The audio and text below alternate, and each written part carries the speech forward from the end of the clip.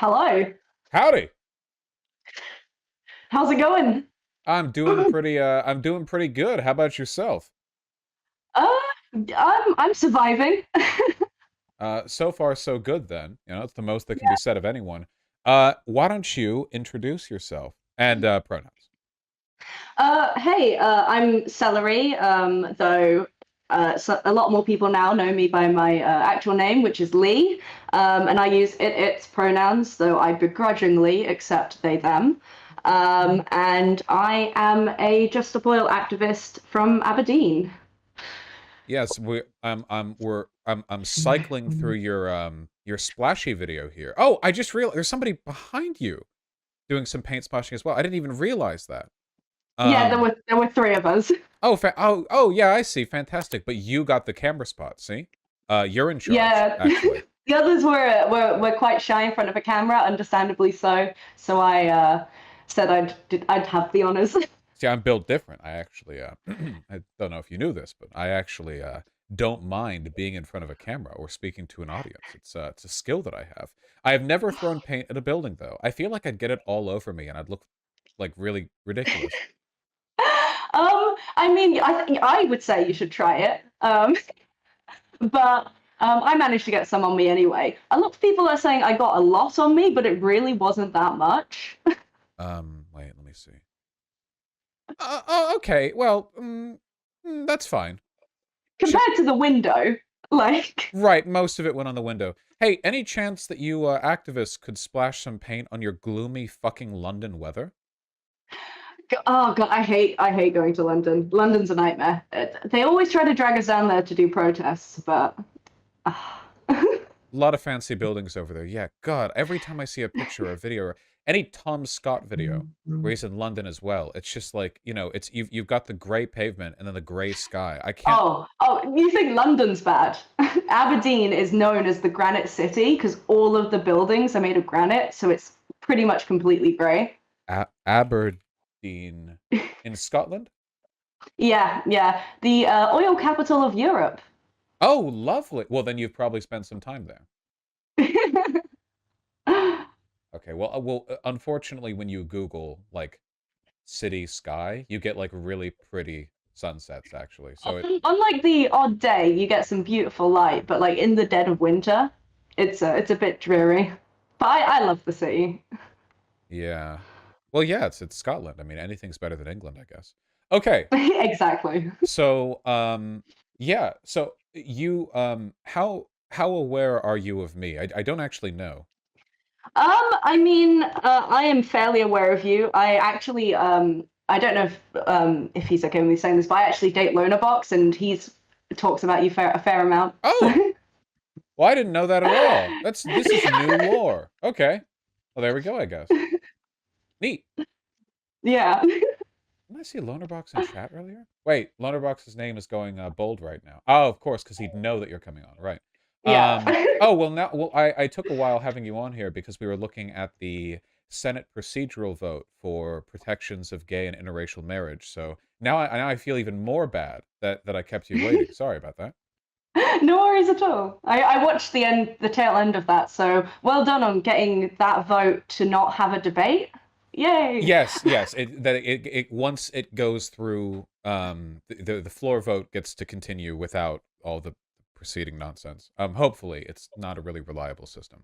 Okay, so a little while back, maybe a month ago, people in your organization did some wacky stuff. They splashed a Van Gogh painting, and therefore catapulting um, Just Stop Oil to like the top of basically everyone's list of dinner time subjects of discussion. Seriously, if you go to Just Stop Oil, like on Google Trends, and I told this to people in my chat, they were like, what if you just exclusively protested outside government buildings? No, no. It turns out that the Van Gogh bit was a stroke of genius. Um, but I got in arguments with my community afterwards, like, well, what is the Mm. value of this anyway, right? Well, what are you actually accomplishing? So I've made my arguments. I want to hear from you. Sure. Yeah. Well, my view on it basically is so I've done a number of different Just Stop Oil protests, including blocking roads and occupying oil terminals.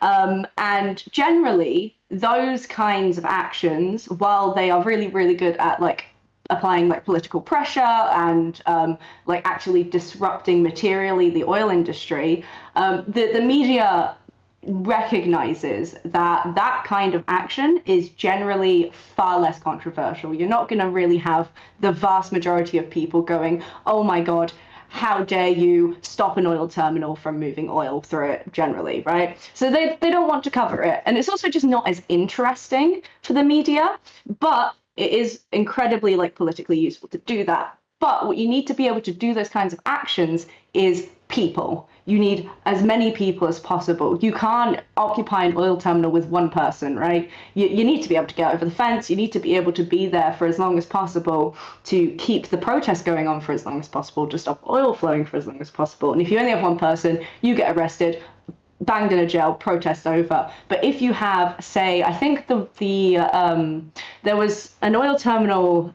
trespass that we did in Glasgow that went on for 60 hours because of how many people we had there. It took so long for them to process everyone. And that lasted 60 hours, the longest protest of its kind in the UK. Barely anyone's heard about it, right? Like, I bet you haven't heard of it. And if you have, it's probably um, like someone who's a bit more informed telling you about it and things like that. It just doesn't come up. But then all of a sudden, someone goes and splashes some paint on a building or soup on a painting, and people hear about your campaign. And even though the vast majority of people are always going to be like, oh, this is ridiculous, this is horrible, how dare you do this is wrong. It's not about convincing them. It never has been about convincing them because you don't need to convince them. You just need the people who already agree with you and are inclined to join you to hear about your campaign, because a lot of people who would be willing to join just don't know about us. And so now those people know about us and are able to be like, okay, what's Just Stop Oil? Look into us, find out how to get involved, come to a local talk, find their local group of activists and start getting ready to join us in the pipes or in the road and things like that. No, I fully agree. And I think this was the difficulty my community had with it as well. I do a lot of debates on my stream. So it's all about like rhetoric, how good of an argument you can make. But protesting's not really about that, right? I mean, the good arguments in favor of scaling back the use of fossil fuels were made decades ago. They've been made empirically and perfectly. The perfect arguments for this already exist. It's a settled subject. The issue isn't whether or not you can prove your case, because you can and have. The issue is just, well, okay, now that you've proven it, like nothing's actually changed, because it turns out the people who don't want to believe what you're saying are the ones in power, or who don't care what you're saying. So at that point, it stops really being about, convincing and just becomes like a matter of mobilization. And I think given the fact that we're pretty confidently marching towards our deaths as a species, or at the very least towards like widespread destruction with how we're dealing with the climate change, um, we're a bit beyond the point of like, well, make sure your protests don't inconvenience anyone. The funny thing is that the Van Gogh painting thing and all the other stuff that Just Stop Oil's been getting a lot of attention for lately didn't really entail inconveniencing people at all, outside, I guess, a couple hours restoration work for some museum employees. I mean, very minor stuff like that.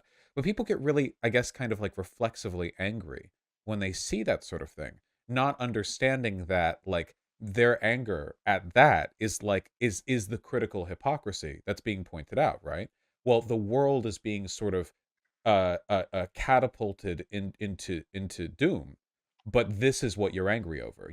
Like you're okay with the multi-billion-dollar fossil fuel companies and the people who they buy out in the media non-stop recycling lies for the sole purpose of enriching themselves at the expense of 8 billion humans.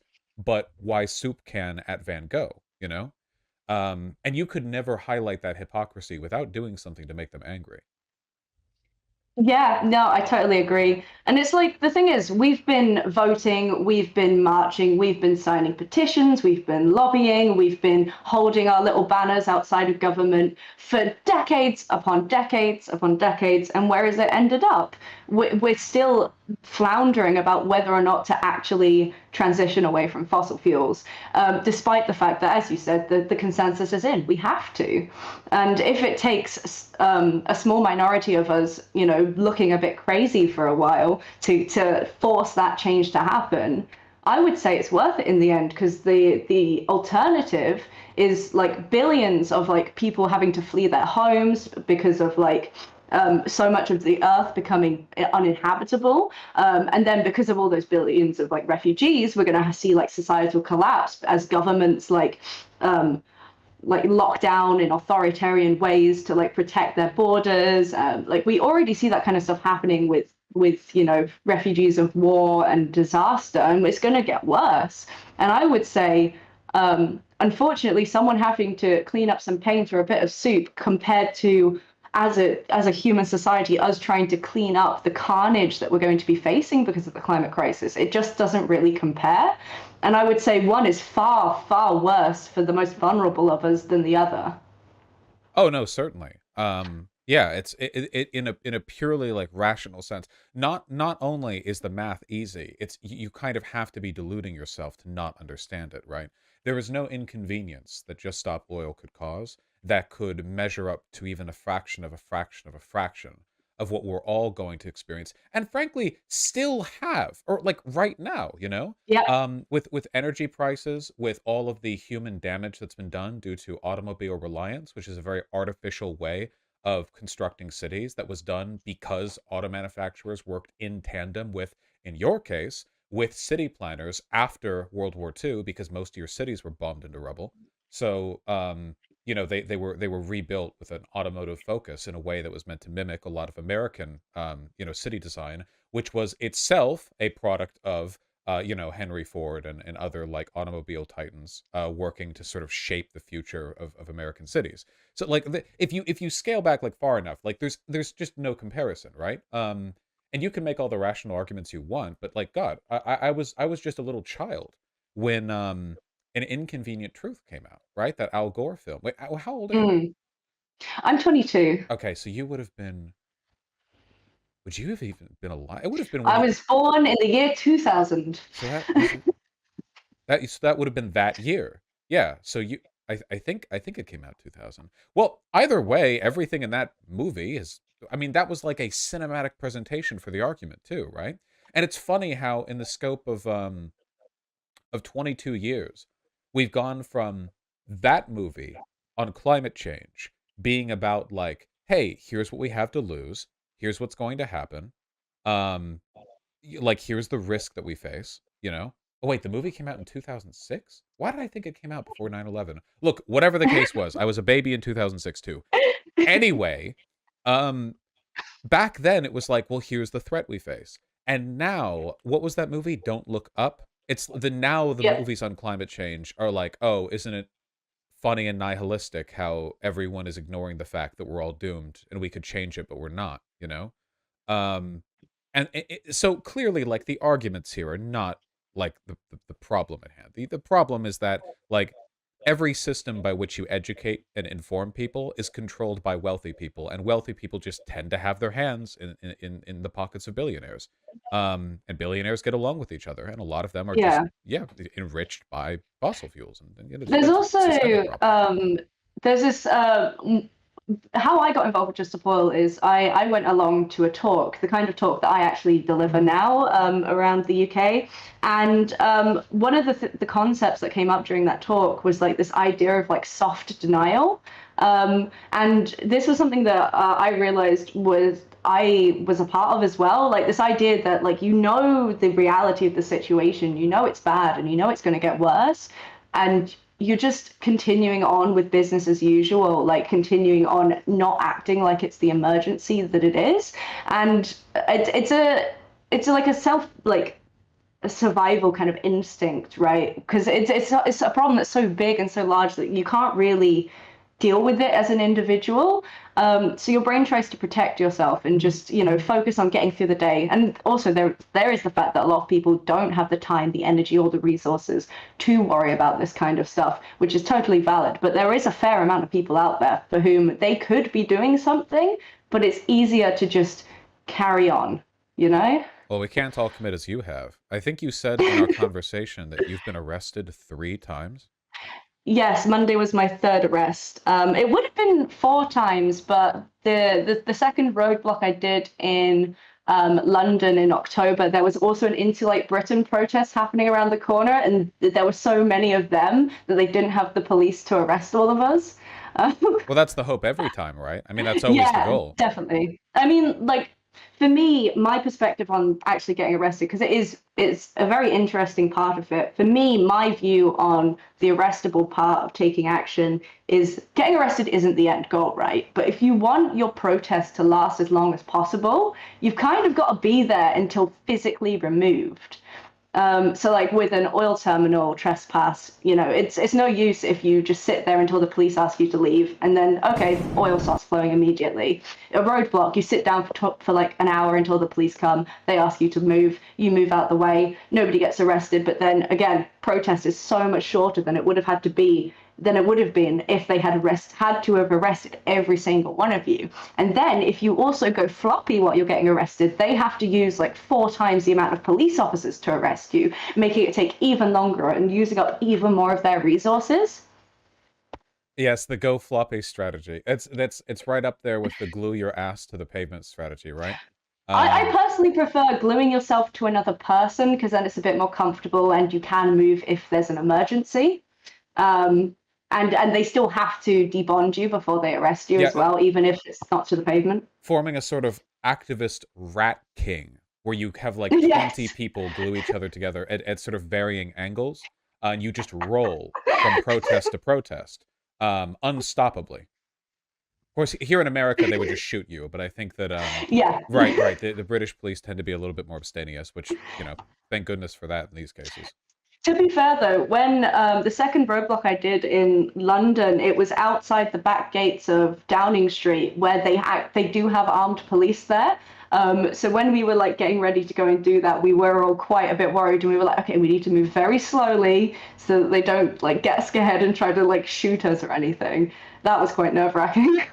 Yes, well, cops are very jumpy creatures. They're very, Yeah. very flighty, like a deer. Um, except their fear response isn't to freeze up; it's just to start firing wildly in front of them. Um, yeah, yeah. I feel enormously optimistic about the work that you're doing.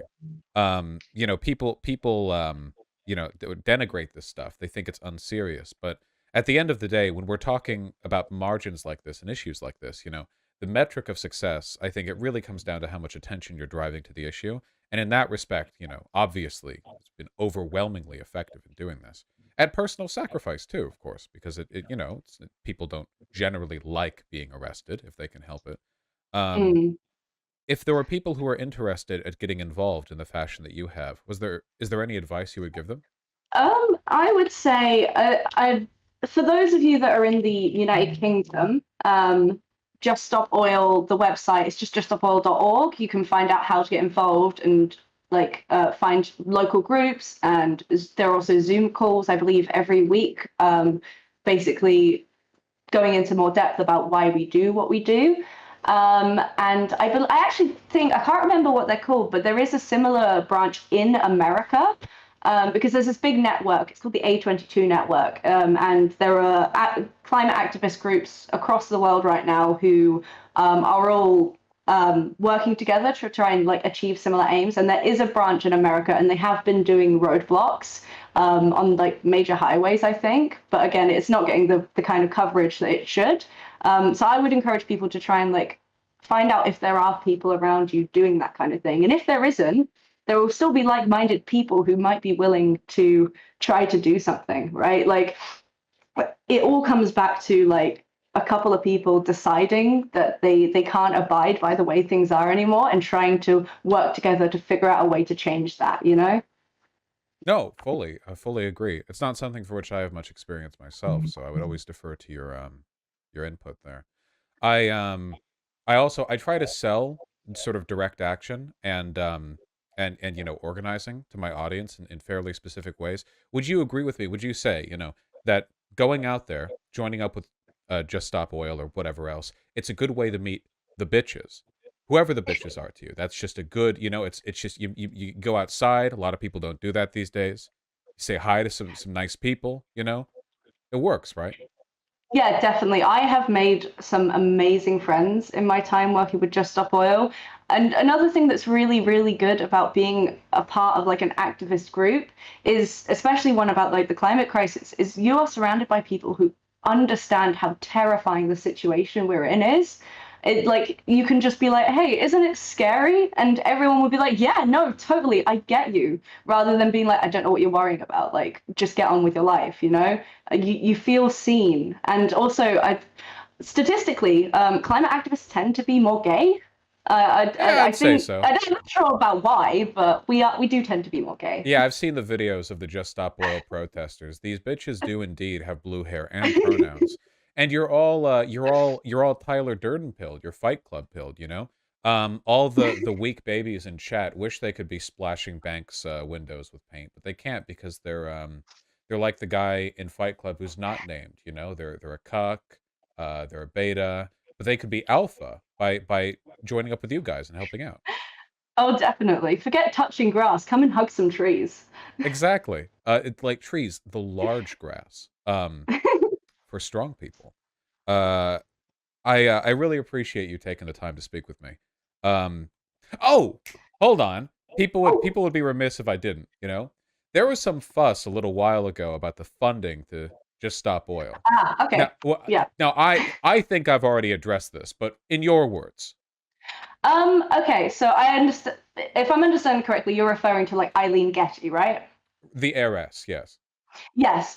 Okay. My personal opinion on it is if someone who, as far as I'm aware, she doesn't actually work for the oil industry. If someone inherits oil that was made in the oil industry and feels guilty about it, what would you rather they do? Would you rather they refuse it and have someone else in their family who is less feels less guilty about the oil industry reinvest it in oil?